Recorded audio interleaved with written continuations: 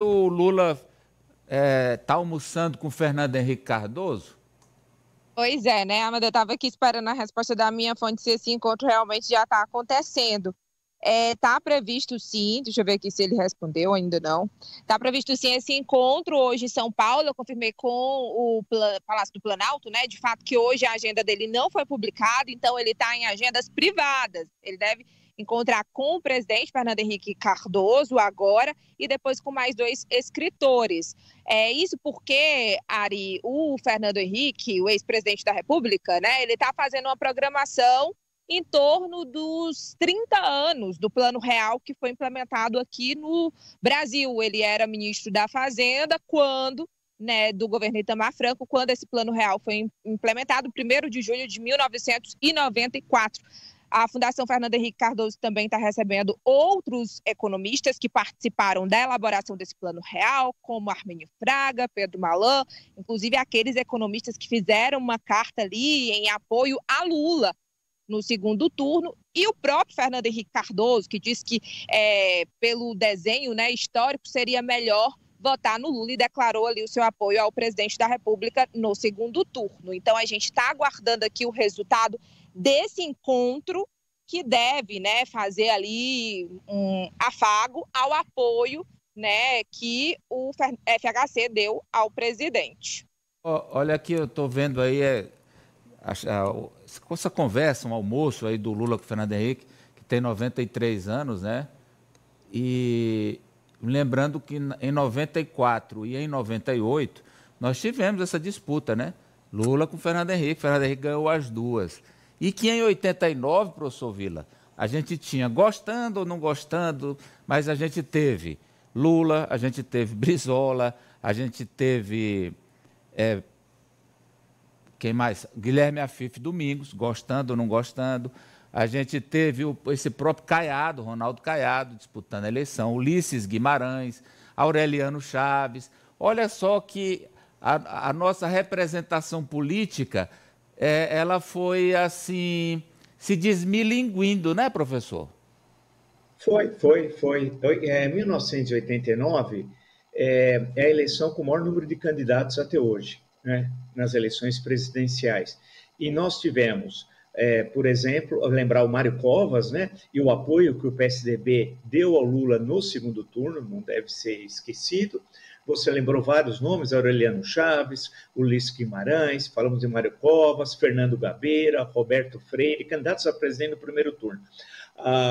Portanto, teve Leonel Brizola, que por pouco não chega ao segundo turno, e Paulo Maluf, né, o filhote da ditadura, como disse Leonel Brizola num célebre debate, que foram debates inesquecíveis e memoráveis, e nós não temos mais isso, de há muito, né? Há uma grave crise na elite dirigente brasileira, não só na política, no mundo empresarial e por aí vai. É um momento muito difícil, já passaram alguns anos, não é um momento agora, 2024. É um processo histórico que não teve renovação das lideranças. Na história da República, sem exagero, esse, em termos de liderança política, é o momento mais deficiente. Guga? Por saudade dessa eleição de 89, eu tinha 8 anos de idade, foi ali que eu comecei a me interessar muito por política. Essa eleição foi incrível. E o encontro do Lula com o Fernando Henrique foram dois adversários notórios, mas também teve um momento de aliança, né? Em 78, o Lula tentou eleger o Fernando Henrique senador, fez campanha para ele, quando era líder sindical ali no ABC, distribuiu o panfleto para tentar eleger FHC senador, e eles começaram a virar adversários depois que o Lula fundou o PT em 80. Mas eles sempre tiveram também uma ponte e um sentimento bom de um para o outro, né? Eles tiveram já um momento, inclusive, que foram aliados. Então, muito interessante, muito legal ver esses dois políticos que são tão importantes, né, para a história do Brasil. O FHC foi um presidente muito importante, com um plano real. O Lula também tem os pontos positivos dele. Então, fico feliz de vê-los mais uma vez unidos, pelo menos momentaneamente. Primeiro voto, viu, doutora Apoliana, para presidente, eu votei no Mário Covas. Vou abrir aqui, votei no Mário Covas, que não foi para o segundo turno. Mas aí Fernando Henrique e Lula são dois... Na eleição de 22 teve aquele apoio... Eleição de quando? 22, aquele apoio no segundo turno sinalizado ali, que estava todo mundo no meio daquela...